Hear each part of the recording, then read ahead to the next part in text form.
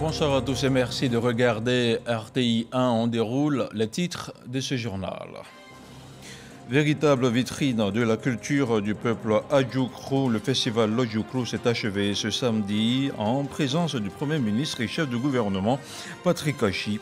Cette 4e édition a fait la part belle à des concours de danse traditionnels.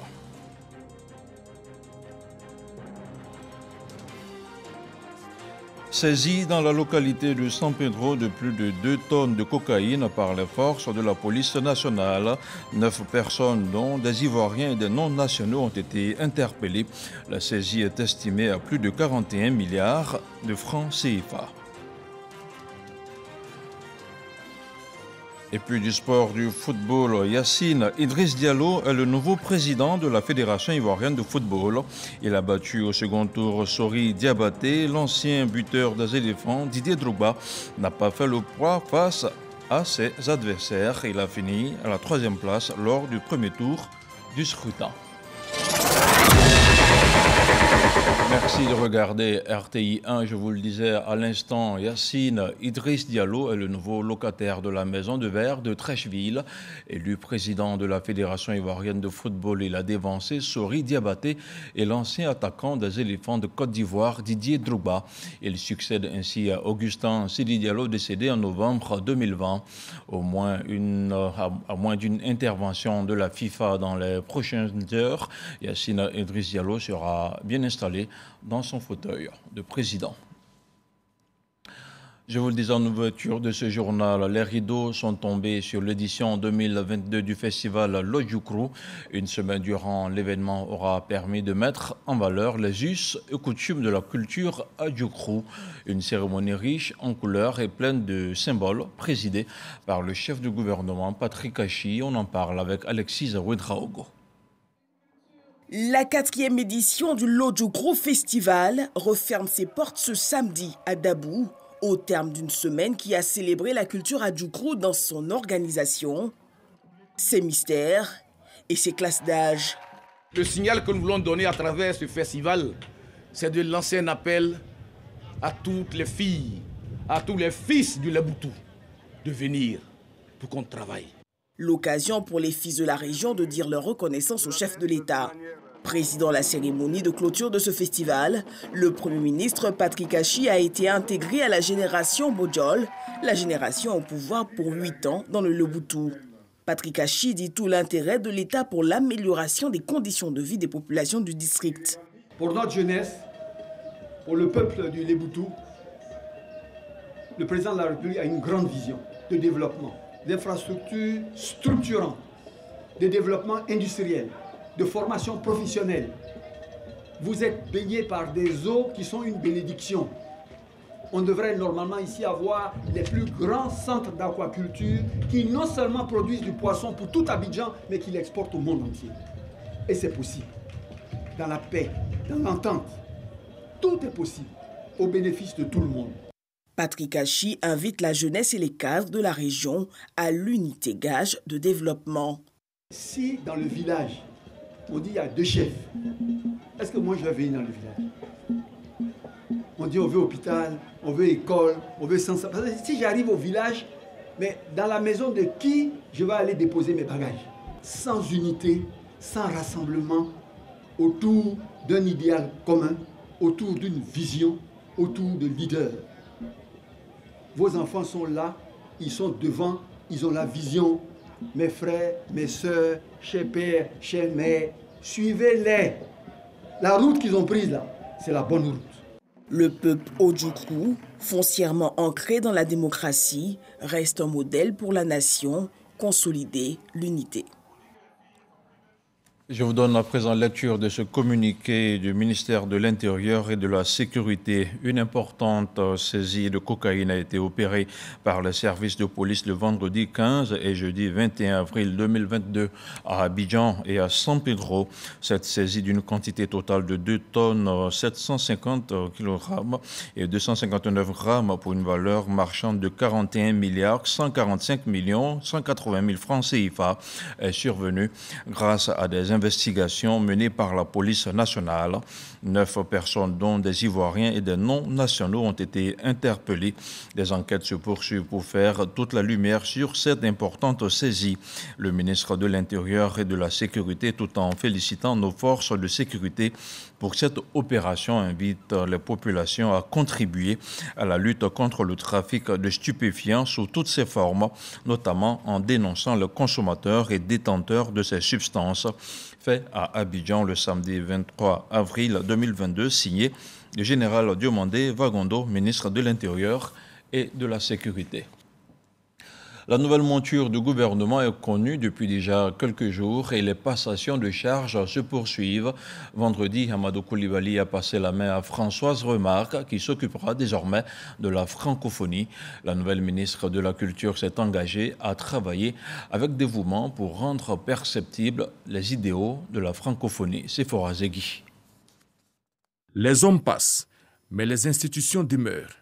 Cette passation de charge entre Amadou Coulibaly, anciennement ministre de la Communication, des Médias et de la Francophonie, et Françoise Remarque, la nouvelle ministre de la Culture et de la Francophonie, ne contredira pas ce dicton.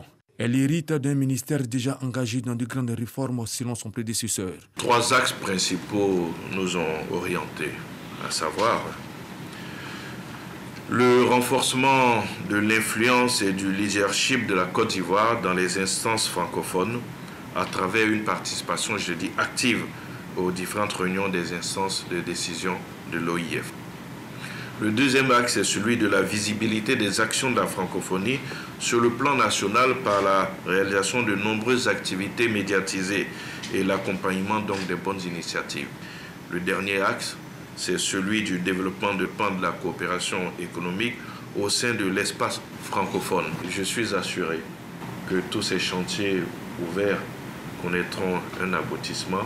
Avant de déployer sa vision et sa stratégie concrète, Françoise Remarque reçoit de son prédécesseur les dossiers afférents. Aussi voudrais-je, avant tout propos, exprimer, comme vous, ma gratitude et ma reconnaissance au président de la République, son Excellence Monsieur Alassane Ouattara, ainsi qu'au Premier ministre, chef du gouvernement, M. Patrick Achi, pour le choix porté sur ma personne en me nommant au poste de ministre de la Culture et de la Francophonie. Cher ami, je mesure l'ampleur de la confiance placée en moi pour accomplir cette mission et je prends l'engagement de travailler avec dévouement et de mériter cette confiance. Cette confiance à lui accordée par le président de la République Alassane Ouattara vient mettre en exergue la valorisation et la promotion de la femme dans les plus hautes instances de l'État. Emportés par les eaux des pluies diluviennes, les corps des 2 fillettes portées disparues ont été retrouvés à la digue de la Riviera Bonoman. 2 ministres sont allés traduire la compassion du gouvernement aux familles des victimes. Grâce Kando. 2 corps sans vie découverts aux environs de 6 heures, vendredi 22 avril, dans la digue de la Riviera Bonoumé, après les fortes pluies qui se sont abattues sur le district d'Abidjan jeudi dernier. Il s'agit de 2 fillettes âgées de 8 ans et 10 ans. L'un des témoins de ce drame raconte. Jeudi soir, 17h50, les enfants étaient sortis. Leur mère a constaté que la pluie se préparait. Leur mère a allé chercher les enfants. Quand ils sont arrivés dans les bas-fonds, ils ont presque traversé les bas-fonds. Et la personne d'eux est venue en force, ça les a balayés tous. Dès qu'ils sont arrivés, ici descendu dans l'eau. Quand ils sont descendus dans l'eau, ils partaient à l'eau pour chercher. Arrivé à un moment, la pression était trop. L'eau m'a embrouillé au moins 2 fois. 3e fois, j'ai commencé à boire l'eau. Et c'est dans ça qu'il a commencé à sortir dans l'eau. Informés de cette situation, 2 membres du gouvernement, à savoir les ministres Belmont Dogo et Bouaké Fofana, sont allés sur les lieux du drame pour apporter la compassion du gouvernement aux différentes familles endeuillées. Les parents des différentes victimes reçoivent des dons en numéraire. Elles ont voulu traverser. Je dirais une voie qui, en temps normal, ne devrait pas être traversée, parce que c'est un passage d'eau. Lorsque nous avons eu la nouvelle, nous sommes venus, nous avons vu, nous avons constaté nous-mêmes que ce n'était pas suite à un mauvais ouvrage. 2 familles burkinabées, nous devons être solidaires de tous ceux qui vivent sur le territoire ivoirien. Nous sommes venus d'Iyako aux parents. Un acte de solidarité salué par le consul général du Burkina Faso en Côte d'Ivoire. Cet acte d'aujourd'hui vient renouveler la solidarité et la sympathie de la République de Côte d'Ivoire. Nous sommes tellement contents de savoir que le gouvernement de la République de Côte d'Ivoire fait de la protection de tous ceux qui habitent sur son territoire une importance capitale. Les corps des victimes sont en ce moment à la morgue de l'hôpital militaire d'Abidjan. Les 2 fillettes seront inhumées mardi prochain. C'est le lieu de rappeler aux parents de bien veiller sur les enfants en cette période de pluie diluvienne. Dans seulement quelques jours, elles viendront renforcer les rangs de l'armée nationale. 3000 jeunes recrues seront portés sur le théâtre des opérations pour faire barrage au terrorisme et à l'insécurité. Après avoir été jugées aptes à suivre la formation commune de base, ces jeunes recrues seront présentées au drapeau le 27 avril prochain. On en parle avec Abou Sanogo. C'est le lundi 31 mai 2021 que le chef d'état-major général des armées, le général de corps d'armée Lassina Doumbia, a annoncé le recrutement sur 3 ans de 10 000 jeunes Ivoiriens afin de renforcer les effectifs de l'armée. Pour le premier contingent, ce sont plus de 20 000 candidats qui se sont présentés sur les différents sites d'enrôlement. 6 mois plus tard, 3 000 d'entre eux ont été jugés aptes à suivre la formation commune de base, FCB, celle qui constitue le fondement du métier des armes. Et ils seront répartis sur 3 sites. Le centre d'entraînement aux opérations de paix de Séguéla, le groupement 2 de la garde républicaine de Yamoussoukro et l'école nationale des sous-officiers d'actifs de Bouaké. Incursion au cœur de la transformation de ceux qui étaient encore civils il y a quelque temps. ENSOA, École nationale des sous-officiers d'actifs. Nous sommes à Bouaké, au sein de l'organisme en charge de la formation des sous-officiers de l'armée de terre ivoirienne. Ici, sont arrivés le 15 janvier dernier 1000 jeunes recrues au nombre desquels 100 jeunes filles. Objectif, faire d'eux des soldats capables de servir au sein des unités de l'armée. En FCB, la pédagogie est simple et plutôt pratique. Observer, écouter et imiter. Ces cours sont faits délibérément à l'air libre pour obtenir l'obéissance du soldat en tout temps et en tout lieu. Le programme d'instruction est résolument tourné vers l'aptitude opérationnelle, celle de servir dans les unités de mêlée, comme l'infanterie, la cavalerie et les unités commando. Nous faisons en sorte de créer, au cours de la formation, les conditions qui soient le plus proches possible de la réalité. Parce qu'une fois que nos éléments seront engagés sur les théâtres d'opération, ils n'auront plus droit à l'erreur. 5h30. Les recrues déjà éveillées sont prêtes pour la revue de chambre. Repos. Ici, tout est vérifié. La propriété de la chambre, de la laiterie à l'armoire de rangement individuel. Ce lit appartient à qui? Hier, vous aviez eu le temps de faire la lessive. Monsieur, donnez votre nom. Ici, c'est bon. Là, c'est bon. Pour ce jour, il paraît satisfait. Pour le réveil matinal, ce sera un parcours de 8 km. Une distance bien connue pour ces apprentis soldats qui ne connaissent que 2 modes de déplacement depuis le début de leur formation. Le pas de gymnastique et le rampé. Après le décrassage, les recrues sont scindées en plusieurs groupes d'instruction. En caserne, ce sera le parcours d'obstacles. Les limites physiques de l'homme sont insoupçonnées. Il suffit juste de les atteindre. C'est ce à quoi nous attelons. Cynthia est l'une des 100 filles de ce contingent de Bouaké. Le parcours du combattant, elle s'y connaît. Son agilité est remarquable en dessous et au-dessous des obstacles. Elle enchaîne les efforts aussi. Temps à ne pas dépasser, 4 minutes. Atelier de close combat. Il s'agit d'enseigner les techniques de neutralisation d'un ennemi sans usage d'armes à feu, telles que les sentinelles et les gardes de corps. Les gestes sont synchronisés. Pour cet autre groupe, la journée est dédiée au tir et au combat en zone boisée. La séance du jour est intitulée « Tir couché à 200 mètres ». Chaque recrue reçoit 10 cartouches. Une particularité cependant, le tir de combat. La première cartouche est notée différemment et le tir doit être aussi réussi dès le premier essai. Au combat, c'est la première cartouche qui compte. Pour ceux des candidats qui ont manqué la première cartouche, la sanction est immédiate. D'habitude, je tire mieux que ça. Mais aujourd'hui, j'ai mal calculé la direction du vent. À cette 6e séance de tir, les moniteurs sont de plus en plus exigeants. Ils n'ont pas droit à l'erreur. Ceci est également vrai en forêt. Le camouflage est essentiel. L'ensemble des déplacements est codifié. Va plus loin. En pointant en avant. 20 heures, la nuit tombe sur l'un soir. Dans le lointain, on entend des clameurs. Ce sont plutôt des chants. Ici encore, l'instruction continue.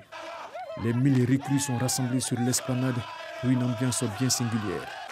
Le chant est l'identité remarquable d'une troupe en déplacement. Et ils ont hâte de se porter aux côtés de leurs futurs frères d'armes, qui sont résolus à faire barrage au terrorisme et à l'insécurité à Kafolo, Toubo, Téini, mais également à Tombouctou, Ménaka et Gao. Ce sont ces soldats que la Côte d'Ivoire découvrira le 27 avril prochain. Un reportage d'Abou Sanogo à revoir sur RTI 1. On ouvre maintenant une lucarne sur le mois de Ramadan. La sous-préfecture de Bouandougou, Tinemboué et Marandala ont bénéficié d'un important don de sucre et de riz.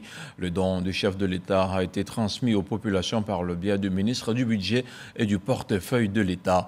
Les bénéficiaires ont traduit leur gratitude et prié pour le président de la République, mais également pour toute la Côte d'Ivoire.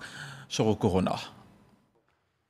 9 tonnes de riz et 6 tonnes de sucre à la communauté musulmane des 170 villages des sous-préfectures de Marandala, Bouandougou et Tienoué, don du président de la République Alassane Ouattara pour soutenir les musulmans en cette période de pénitence et de jeûne.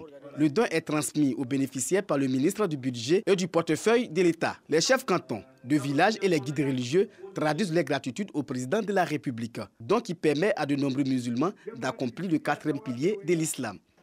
Merci à Monsieur le Président de la République. Ce don va soulager nos populations qui en ont besoin en ce moment par ces temps de pénitence. Le représentant du ministre Moussa Sanogo indique que les dons sont destinés aux personnes vulnérables. Ces dons doivent atteindre un objectif. C'est quoi? Les populations vulnérables, soit on peut dire encore les nécessiteux. On veut que tous ces dons atteignent ces personnes. Le message du ministre, c'est la cohésion, la solidarité, et c'est ça le message clé. Les élus et cadres demandent aux imams de multiplier les prières pour une Côte d'Ivoire de paix et de prospérité. On voudrait rassurer son excellence Alassane Ouattara que ces dons iront aux destinataires. Tous les chefs de village sont présents. Nous avons fait les paquets pour les différents villages et chaque village va avoir sa dotation. Chaque année, les musulmans des sous-préfectures de Marandala, Bouandougou et Tienoué bénéficient de la solidarité du chef de l'État pendant le 5 mois de jeûne. Les populations de Divo ont aussi reçu un soutien de la part de leurs représentants à l'hémicycle. Le docteur Famoussa Koulibaly a offert plusieurs tonnes de vivres aux populations musulmanes. La communauté chrétienne a aussi bénéficié de ces dons. On fait le point avec Mahama Traoré. La solidarité prônée dans le mois de Ramadan se manifeste à Divo. Plusieurs familles reçoivent des vivres des mains de leurs représentants à l'Assemblée nationale, le député Famoussa Koulibaly. Le même élan de générosité s'est également étendu à la communauté chrétienne de la capitale de la région du Lodjibois, soit un total de 5 tonnes de riz, de sucre, des cartons de lait et d'huile. Je voudrais, au nom de la communauté catholique, lui réitérer nos sincères remerciements et lui dire et le rassurer que nous prions quotidiennement pour lui et nous prions aussi pour notre pays, la Côte d'Ivoire, pour qu'il y ait la paix. Vraiment, ce qu'il vient de faire pour nous, pour toutes les femmes, les hommes, les mamans comme moi, vraiment les mots nous manquent pour lui dire merci. Tout ce qu'il vient de faire, on lui dit merci, que Dieu lui donne aussi longue vie et pour qu'on puisse faire beaucoup plus que ça encore. À Divo, ce mois de Ramadan est aussi marqué par la 2e édition du concours de psalmodie du Saint-Coran, auquel ont participé plusieurs élèves des écoles confessionnelles islamiques. Un concours parrainé par le député Famoussa Koulibaly. Ces enfants qui ont le Coran en tête ou bien comme source doivent avoir un comportement exemplaire dans la société. Et s'ils ont des comportements exemplaires, cela voudrait dire qu'ils ne s'adonneront pas à certains actes répréhensibles. Famoussa Koulibaly entend militer pour l'insertion des apprenants des écoles coraniques dans le système éducatif national au regard de leur potentielle contribution au développement du pays. Le Cercle libéral de Côte d'Ivoire témoigne sa reconnaissance aux journalistes. Ces derniers ont été invités à participer à une rupture collective des jeunes. La plateforme d'experts en a profité pour présenter ses activités et son agenda 2022. Khalil Diomandé, Issa Jonaïo. Les acteurs des médias et les membres du Cercle libéral de Côte d'Ivoire, réunis en toute convivialité autour d'une même table pour rompre le jeûne en ce mois béni de Ramadan. C'est une initiative du Cercle libéral, un groupe de réflexion créé en 1994, investi dans la recherche des solutions sur les grandes questions mondiales. À travers ce moment de partage, le Cercle libéral entend témoigner sa reconnaissance aux journalistes pour leur implication dans la résolution des problématiques sociales. Instant de partage, mais surtout une occasion pour les membres du Cercle libéral de mettre en exergue leur domaine d'intervention et leurs acquis. On intervient sur tous les axes, que ce soit le développement durable, que ce soit l'économie des marchés, que ce soit les changements climatiques, que ce soit la politique du genre, que ce soit les problèmes d'environnement ou de salubrité, que ce soit les problèmes de terrorisme ou de sécurité. On intervient puisqu'on a des compétences dans tous ces domaines-là au sein du Cercle libéral. Depuis 1995, nous accompagnons toutes les entités libérales dans ce pays en cadre de renforcement des capacités, en cadre d'appui, en cadre de réflexion et en cadre de stratégie. Il faut toujours continuer à réfléchir et qu'on dit bien que la réflexion permet de pouvoir atteindre des limites insoupçonnées. Quand vous arrêtez de réfléchir, alors vous êtes exposé à toutes sortes de risques, à toutes sortes de dangers. Nous invitons tout le monde à pouvoir s'organiser, à réfléchir sur des grands enjeux. Le Cercle libéral de Côte d'Ivoire met à profit cet instant de rupture pour annoncer qu'il prendra part au 63e congrès de l'Internationale libérale prévu du 30 juin au 3 juillet 2022 à Sofia, en Bulgarie. Il s'agira pour cette plateforme d'experts de se prononcer sur les sujets d'actualité, notamment le réchauffement climatique, la crise ukrainienne et le terrorisme. Et voilà qui referme le chapitre du Ramadan. Autre chose à présent, le gourou, Kroumen et Sénoufo ont rejoint la communauté baoulé pour célébrer le Pakino à Didievi, une cérémonie à travers laquelle chaque peuple a démontré son savoir-faire culturel à travers la danse, des festivités qui témoignent de la vitalité des bonnes relations intercommunautaires. Le témoignage de Michel Digré.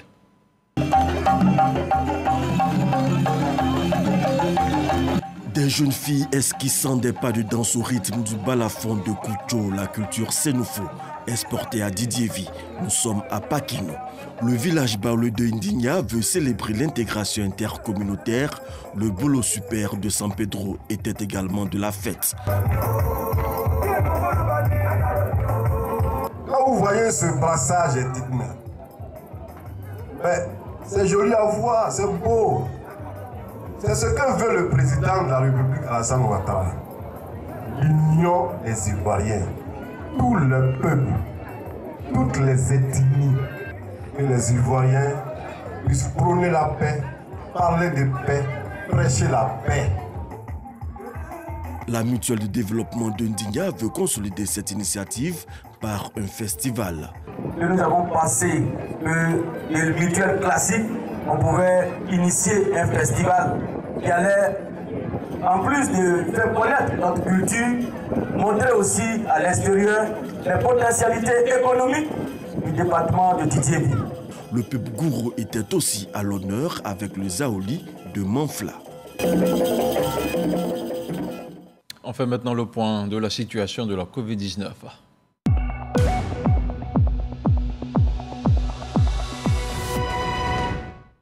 Le ministère de la Santé, de l'Hygiène publique et de la couverture maladie universelle a enregistré ce samedi 23 avril 6 nouveaux cas de Covid-19 sur 1191 échantillons prélevés, soit 0,5% de cas positifs, 4 guéris et 0 décès.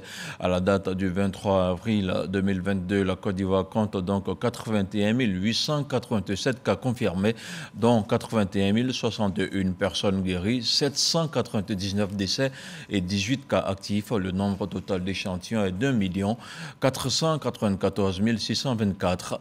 Le 22 avril, 14 438 doses de vaccins ont été administrées, soit un total de 12 240 311 doses du 1er mars 2021 au 22 avril 2022.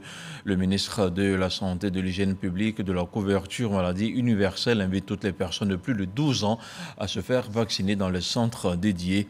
Il rappelle que la vaccination contre la COVID-19 est gratuite et volontaire. Le personnel politique du RHDP Tumodi se remobilise sous la houlette de Raymond Goudou Kofi. La restructuration du parti a été expliquée aux militants de base. En toile de fond, il s'agissait pour la coordinatrice régionale de galvaniser les militants pour le triomphe du RHDP aux prochaines échéances électorales. Tumodi, Léon Bro. Responsables de comités de base et de section, délégués communaux, sous-préfectoraux et départementaux à l'écoute de la coordonnatrice régionale RHDP du Bélier, chargée du département de Tumodi. Tous d'accord quant à participer à la vie de leur parti, au terme des motifs exposés par Raymond Goudou Kofi sur la récente restructuration opérée par le premier responsable du RHDP, le président Alassane Ouattara. Un parti sans identité, c'est-à-dire sans carte de membre, en tout cas nous les militants à la base, ça nous gênait. Et nous sommes très mobilisés même, nous voulons que très rapidement cela soit mis en place. Nous avons déjà procédé à quelques changements à la base, aussi bien au niveau des hommes que de notre façon de fonctionner sur le terrain. C'était donc pour nous important de voir la réaction au niveau du sommet. Et cette restructuration annoncée et maintenant réalisée rencontre l'adhésion de la base. Ces échanges sur les décisions au sommet du parti, aussi pour tester et renforcer le niveau de mobilisation du personnel politique. Ici, la coordonnatrice régionale marque sa satisfaction. Le président de la République a dit que désormais, les militants devaient contribuer financièrement à la vie du parti. Tout le monde a trouvé ça normal. L'implantation du parti est l'affaire de chaque militant. Donc chaque militant du RHDP ici à Tumodi est prêt à s'engager dans la vie de notre parti et faire vivre ce parti. Mot d'ordre donné au personnel politique, restitution de cette réunion à la base militante pour la mettre au même niveau de galvanisation. Objectif, triomphe du RHDP aux prochaines échéances électorales à Tumodi. L'INSAC et l'Académie des Beaux-Arts de Venise en Italie sont désormais partenaires. L'entité ivoirienne multiplie à présent les démarches pour formaliser un cadre d'échange d'expériences entre étudiants ivoiriens et italiens. Et justement, un protocole d'accord a été approuvé à Venise par l'ambassadeur Samuel Ouattara. Le compte-rendu de notre envoyé spécial à Venise, Walter Amadou Ouattara. À travers cette signature de protocole d'accord, l'Italie et la Côte d'Ivoire officialisent ainsi l'ambition commune de contribuer à une convergence des cultures. Une dynamique déjà en marche depuis la cession du pays à l'indépendance. Cet accord vient donner un coup de pouce important à la vision des écoles italiennes et ivoiriennes spécialisées dans la formation aux beaux-arts. Un vœu très cher aux responsables académiques qui l'ont fait savoir la veille lors d'une conférence. Nous aussi, nous avons notre académie qui a été créée en même temps que notre indépendance. Houphouët-Boigny, le premier président, a créé cette école depuis 1964 pour dire qu'il a compris que l'art souligne aussi le développement. Et le président Alassane Ouattara aussi a compris que l'émergence ne peut se faire sans l'art, sans la culture. Au niveau du design, du vitrail et de la mosaïque, l'Italie est très avancée. Et donc on a eu quand même à l'époque des enseignants qui sont venus étudier ici en Italie. Et donc on va essayer de réveiller tous ces partenariats. Les critères pour les étudiants étrangers, il faut qu'ils passent un examen de langue italienne et qu'ils nous amènent tous les titres pour lesquels ils demandent d'entrer dans l'académie. Après, ils font un examen spécifique pour voir leur attitude vis-à-vis les arts spécifiques. Donc ça peut être peinture, sculpture, etc. Mais nous aimons beaucoup avoir des étudiants étrangers parce que cela, c'est aussi un moyen pour éduquer à l'ouverture internationale aussi pour les étudiants italiens. La possibilité d'échange d'expériences professionnelles entre enseignants et entre étudiants désormais actée, le ministère de la Culture s'en félicite. Il pense même à l'élargir à d'autres secteurs d'activité sous sa tutelle. En plus des étudiants, les professeurs pourront également avoir cet échange et permettre à notre pays d'atteindre un objectif en fait au niveau culturel. Alors dans le sens, même dans le domaine du tourisme, pourquoi pas. Et dans le domaine scolaire, déjà, on est sur la partie culturelle. L'Académie des Beaux-Arts de Venise a été fondée en septembre 1750. Située à Dorso Duro, l'école compte plus d'1 millier d'étudiants. Elle forme, entre autres, au métier de la peinture artistique, au dessin, à la calligraphie et à l'infographie. Dans l'actualité internationale, Israël a annoncé ce samedi son intention d'interdire aux Palestiniens de Gaza de travailler sur son territoire à partir de demain dimanche. Une mesure de rétorsion décidée après le tir de nouvelles roquettes depuis l'enclave. Un nouveau coup pour l'économie de ce territoire palestinien qui est soumis à un blocus israélien depuis plus de 15 ans. Et voilà, c'est la fin de cette édition. Merci de l'avoir suivie. Elle a été préparée par l'ensemble de la rédaction de RTI 1. Je vous retrouve demain.